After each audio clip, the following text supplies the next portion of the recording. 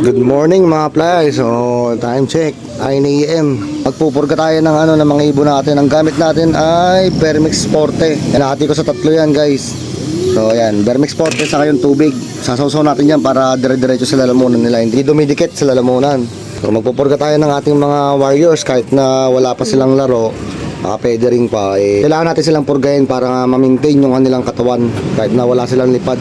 So ito na mga play, mag-start na tayo. Ito. Kailangan na natin to guys, no? Mga nakapwede rin, pati buntot. So ayan, babad na to sa tubig guys. Next. Ito. Babad lang natin lagi sa guys. Sausaw lang natin lagi sa tubig para dire-diretso sa lalamunan. Right. Ayan, hindi dumidikit guys. Dumudulas lang sa lalamunan nila. Tapos mga after 30 minutes or 1 hour, magpapainom tayo ng plain water para matunaw na maayos yung kanilang pamurga guys. Alright mga player, okay na. Nasubukan na natin lahat. Bali 35 birds yung ating binigyan ng pang purga. So ayan, sakto umulan pa, naliligo sila mga player. Ayan, naliligo sila. So ang gagawin natin guys, sasara natin tong ating mga widowhood box. Mahirap kasi maglinis mga play pag dito sila sumuka.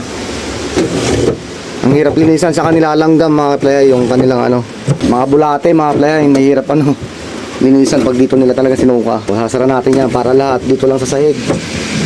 Yan, dun lang nila isusuka. So andun sila sa taas mga play, naliligo sa ulan. Sakto umulan. Yan, ganyan mga ibon natin, umulan umaraw, talagang babad yung mga yan mga fly.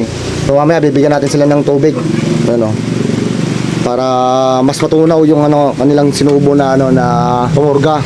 Tapos papakainin natin ng barley para doon kumapit ng mga bulate, talagang matanggal yung may labas nila na maayos. Mga nagsisiliguan na. So tayo hindi pa naliligo. Ayun na sila. Yan. May nagpapausok pa mga play. Iwas peste.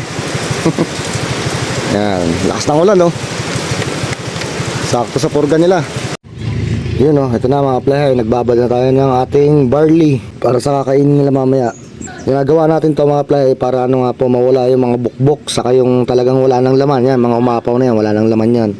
Tatanggalin natin para talagang purong may laman yung kakainin nila. Para rin sa kanila yan, may mga itim na yan, may mga laman sa loob yan, pero na yan, yung bukbok na. Kaya tinatanggal natin yan mga play. Para sure na makakain nila na maayos yung may bukbok yan mga play, tingnan nyo. Ayan, yung may itim na yan, may bukbok sa loob yan.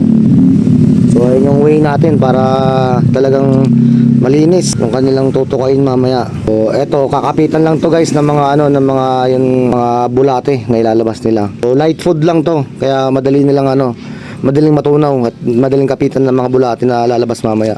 Babad lang muna natin sila. Ayan tatanggal yung bukbok guys bukbok yun di ba? Pampalinis yan mga play. Ayan bukbok yan. Lulutang na lang yung mga yan. Alright, eto na mga kaplahay, papakainin natin sila ng barley. Yan, puro yan mga kaplahay. So natanggal na rin natin yung mga walang laman sa may bukbok.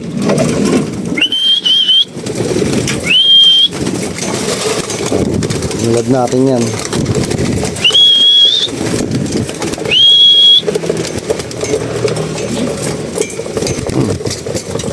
Sanay na sanay kumain ng mga barley yan guys. Ng ibang pag hindi sanay ayaw talaga kumain.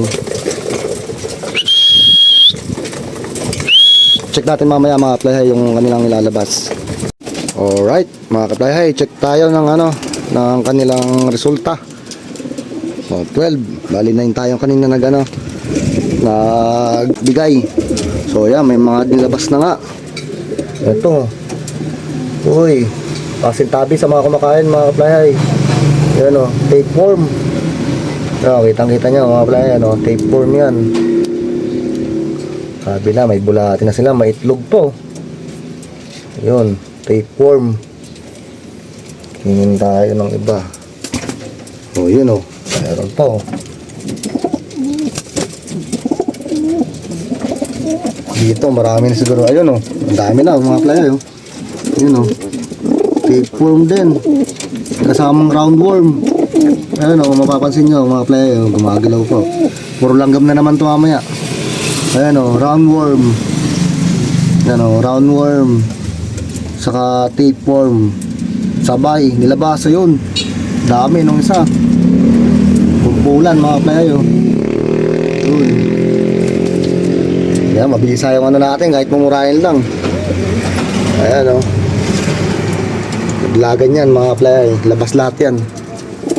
So saglit pa lang tayo ano. Ilang oras pa lang oh. Oh, may kain pa yan. Ayan oh. Tapeworm, roundworm, tanggal. So yan, sinara ko nga mga player yung ating weed box. At lalanggamin yan. Yan mga droppings nila oh. Bayaba sa paragis lang iniinom ng mga yan. Tapos probiotic ni Kuya ano, Ray Peña yung ginagamit ko. Alright, maganda result mga player. Oh, ito yung iba nandito. Kasi mapupuno dito, lalanggamin talaga to. So yan, yan pa lang guys. Mamayang hapon pag kumain ulit to mga to, sigurado labas na lahat to. Yun oh, nice one.